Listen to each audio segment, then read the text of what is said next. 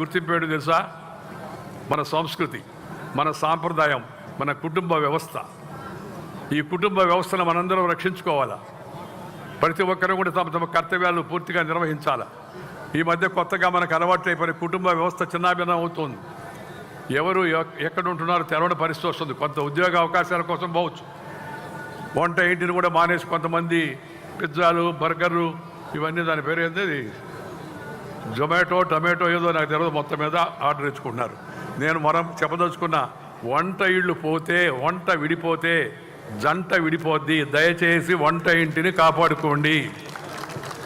మగవాళ్ళు వంట చేస్తారా, ఆడవాళ్ళు వంట చేస్తారా, అది వేరే విషయం, వాళ్ళ ఛాయిస్. దాని గురించి మనం పెద్ద అనుకోవాల్సిన అవసరం లేదు. ఎందుకంటే మగవాళ్ళు కూడా వంట చేసిన సందర్భాలు ఉన్నాయి. నలభీమ పాకం చరిత్రలో, మన యొక్క పురాణాల్లో నలభీమ పాకం, దాన్ని మించిన పాకం ఇంకొకటి లేదని చెప్పని మనకి మన పురాణాలు తెలియజేస్తున్నాయి. అందువల్ల దాని గురించి వెనకాడాల్సిన అవసరం లేదు. మనిషిని సంఘటితంగా కట్టి ఉంచే మొదటి గొలుసు మాతృభూమి అయితే, రెండో గుర్తింపేడు తెలుసా?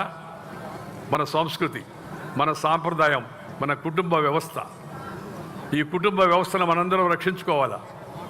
ప్రతి ఒక్కరూ కూడా తమ తమ కర్తవ్యాలు పూర్తిగా నిర్వహించాలా. ఈ మధ్య కొత్తగా మనకు అలవాటు అయిపోయిన కుటుంబ వ్యవస్థ చిన్నాభిన్నం అవుతుంది. ఎవరు ఎక్కడ ఉంటున్నారో తెలవని పరిస్థితి వస్తుంది. కొంత ఉద్యోగ అవకాశాల కోసం పోవచ్చు, వంట ఇంటిని కూడా మానేసి కొంతమంది పిజ్జాలు, బర్గర్లు, ఇవన్నీ దాని పేరు ఏంది, జొమాటో, టమాటో ఏదో నాకు తెలియదు, మొత్తం మీద ఆర్డర్ ఇచ్చుకుంటున్నారు. నేను మనం చెప్పదలుచుకున్న, వంట ఇళ్ళు పోతే, వంట విడిపోతే జంట విడిపోద్ది. దయచేసి వంట ఇంటిని కాపాడుకోండి. మగవాళ్ళు వంట చేస్తారా, ఆడవాళ్ళు వంట చేస్తారా, అది వేరే విషయం, వాళ్ళ ఛాయిస్.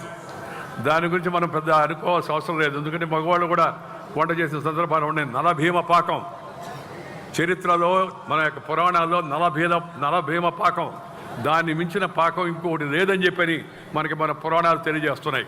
అందువల్ల దాని గురించి వెనకాడాల్సిన అవసరం లేదు. మనిషిని సంఘటితంగా కట్టి ఉంచే మొదటి గొలుసు మాతృభూమి అయితే, రెండో